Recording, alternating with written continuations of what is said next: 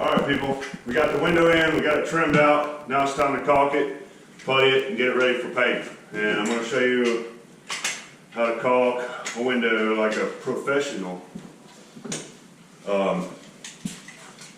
Use a sharp knife when you're cutting these open. Cut it at an angle. Try to keep it real small. You don't want it too big. You don't want a big hole unless you're caulking big cracks. So keep it small. If you got some bigger cracks, do them last. I got a bucket of water and a rag. This is going to make it a lot easier. Squirting a little bit out in there to make sure it's all nice and consistent.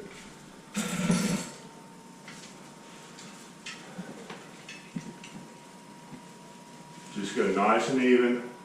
Don't put too much on there. You can always put more. Less is more. And these old ugly caulk guns like this, sometimes they're the best.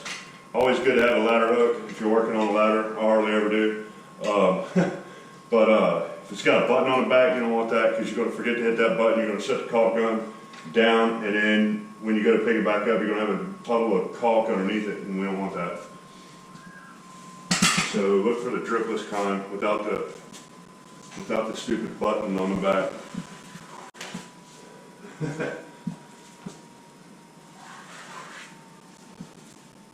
If you get a little excess on your rag, go ahead and fill these gaps in. Go ahead and use it. Just do not use caulk in these holes, these nail holes. It looks like garbage when you do that, and I hate it. That's what spackling's for. Doesn't matter what kind of spackling.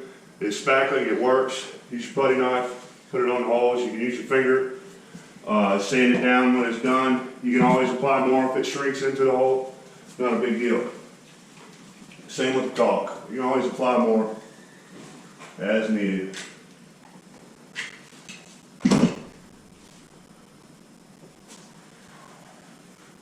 And this wet rag just makes it nice. You don't want it sopping wet. Just get it wet, wring it out. You don't want any excess caulk on your vinyl or your wood. Looks like garbage. We just want to get the caulk in the crack if possible. You know, just in the crack as needed. And you can always check it a couple hours later as it dries. You might get some shrinkage. You might have to add some more. But that's cool. Ain't nothing wrong with that.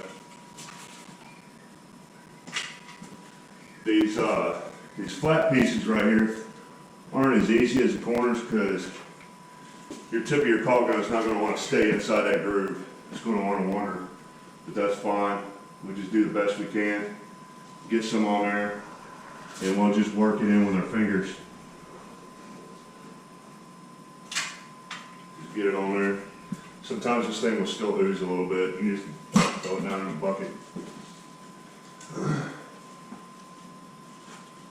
You just kind of work this in at an angle. So now that we got the caulk on the flat piece, you just take your finger and just kind of work it in at an angle. Sometimes you have to do a little circular motions, but it's not too hard. Sorry, I'm trying to do this and hold the camera at the same time.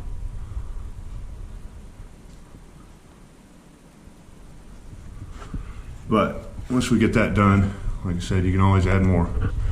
Take that rag, kind of go at an angle. Gotta add some more there, but that's cool. And just clean all that crap off of there. You don't want too much on it. It'll look ugly when it dries. Okay, another trick. You can also use your putty knife. Wrap the rag around it. You can kind of clean up these corners a little better. Make them look nicer. Make that caulk a little more uniform and tight in there. You don't want a whole bunch of excess in the corners. It builds up, looks like crap, and then it's hard to paint a straight line on it. All right, now got the edges caulked up. We got to caulk these little guys right here. It's pretty much like doing this inside piece here, but it's just getting caulk in between the two spots, the two pieces of trim, just working in there and kind of tap it at an angle with your rag. And not bad. Don't ever use silicone on a surface that's painted or the surface that you're going to be painting. The paint will not stick to it, and it creates a huge mess, and it's hard to get off once you get it on there. And just always keep that in mind. All right, so the window is caulked and putty. Remember, don't use caulk in the holes. Use spackling or putty. I use spackling. You just come back and sand it later on. You can always add more if you need to. The caulking makes a huge difference. It's always rewarding. It's not always fun to do. It's messy, it's gross, it's nasty. But if you just take your time and do it right, you'll be very, very happy with your own work. And it's very, very rewarding to do something like this yourself. All right, this is called backer rod or backing rod. I think it's called backing rod, but there's different sizes you can get. But I've got, if you look here, there's a pretty big gap right here in the window. So you just stuff this stuff back in there with a you can use a stick or a putty knife or a screwdriver, whatever you got. But just kind of get it back there just behind the surface. It'll keep the caulk from falling down inside the hole and in the never land or something. But also give it something to stick to, something back there. It's also kind of like it'll add maybe a little bit more insulation, but these bigger gaps like that, it comes in handy. This is where we're going to need to cut a bigger hole on our spout or nozzle or whatever. And we already got one cut that's a little bigger, so we're going to use it over here on this bigger gap. You can also use some tape and put it across this this brick if you want. Okay, we got some backing rod in the crack. We cut the hole a little bit bigger, still got a nice angle on it. You can always use tape across the brick if you want. It'll make your life a little easier because brick is not the funnest thing to caulk against. It's a small gap up here and then it gets bigger over here, so I'm going to start about right here where it's bigger, and I'll come back to that with a smaller caulk, a smaller tip on the caulk tube. Just nice and easy. Just take your time. Don't try to get in a rush with this stuff. It's not fun. Once you mess up, it's really not fun at all to fix. You can always add more, like I said, little by little, little by little. And if you see to where it's a little nasty on the sides, just clean your tip, wipe it down.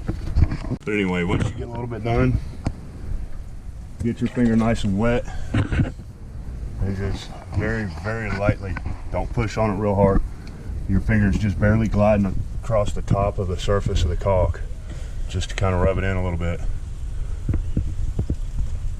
Very, very, very lightly, and keep it wet.